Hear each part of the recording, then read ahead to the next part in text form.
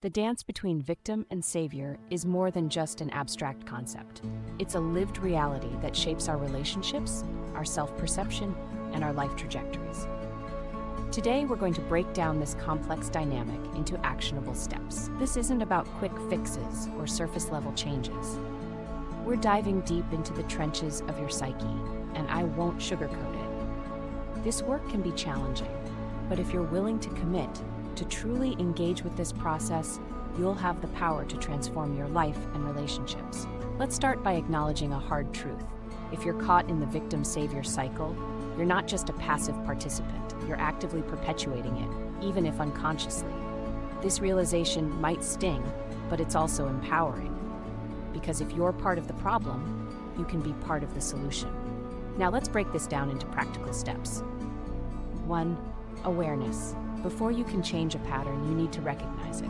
This isn't a one-time exercise, it's an ongoing practice. Keep a daily journal for at least 2 weeks. At the end of each day, write down situations where you felt helpless or compelled to rescue someone. For each situation, note your thoughts, emotions, and physical sensations. Be specific. I felt anxious isn't enough. Where did you feel it in your body? What thoughts were running through your mind? 2. Pattern interruption. Look for triggers. What specific circumstances or interactions tend to pull you into these roles? Once you've identified your patterns, it's time to disrupt them. This step is about creating a pause between stimulus and response.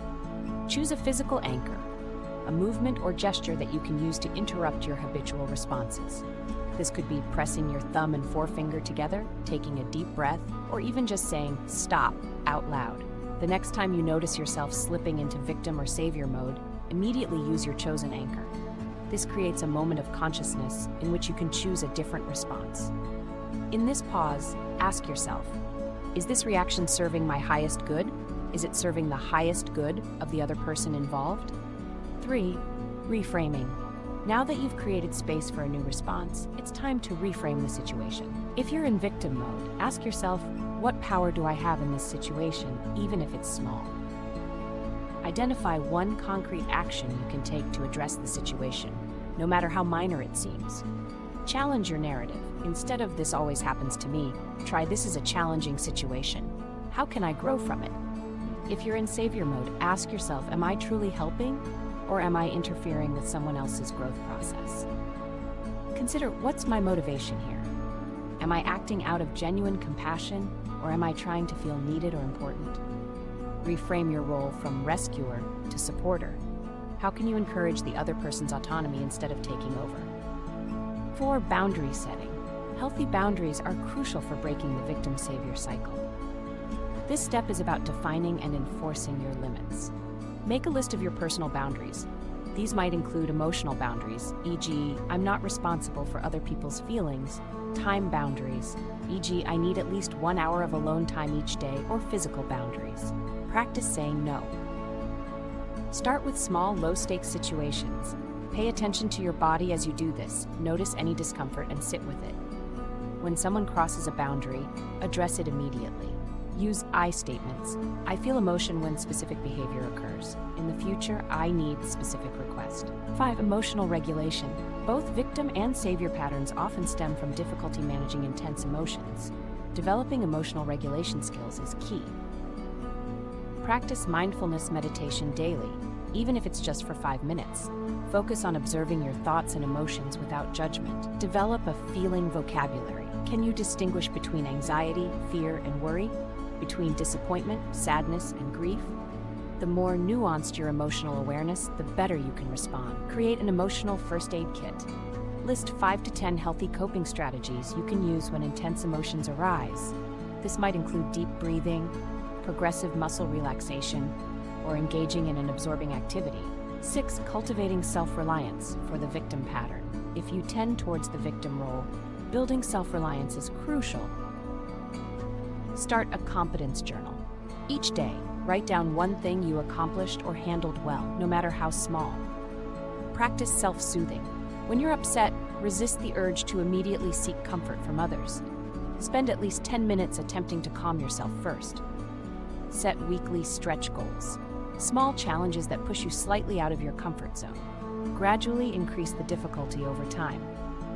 7. Developing healthy helping skills for the savior pattern. If you lean towards the savior role, learn to help in ways that empower rather than enable. Before offering help, ask, "Do you want my support with this?" Respect no as an answer. When someone shares a problem, resist the urge to immediately offer solutions. Instead, ask, "How do you think you might handle this?" Practice reflective listening.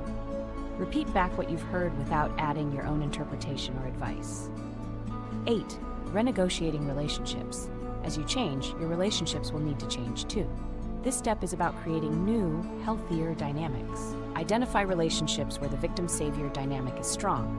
Have an honest conversation with these individuals about the changes you're trying to make. Be prepared for resistance. Some people may be invested in maintaining the old dynamic. Stand firm in your commitment to change. Practice role flexibility.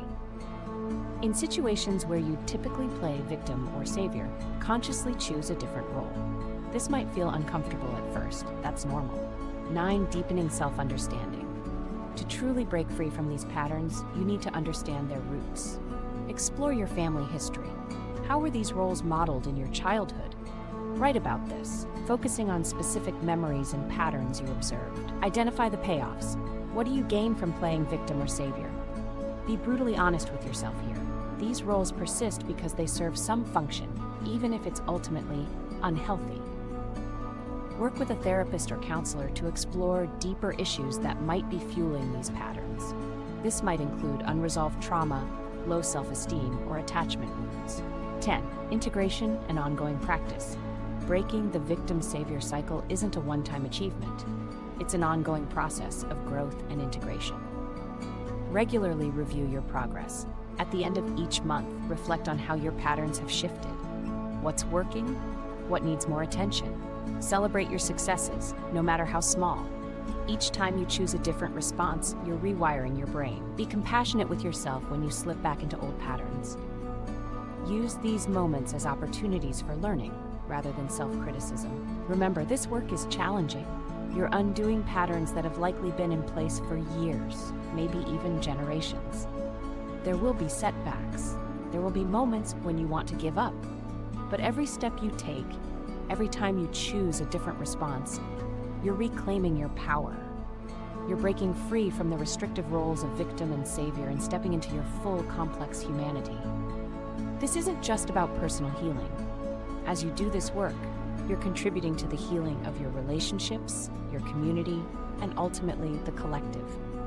You're demonstrating that it's possible to relate to others from a place of empowered compassion rather than codependency. The journey of 1,000 miles begins with a single step.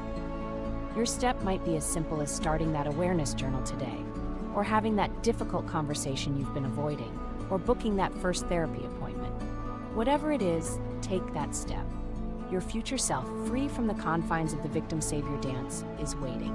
The power to change your life is in your hands. Not in a book, not in a video, not in anyone else's approval or validation. In your hands, in your choices, in your actions. What will you choose to do with that power today? Please feel free to contact me for an assessment of your unique situation. Let's tackle this together once and for all. Thank you for watching. This is Ayla, signing off.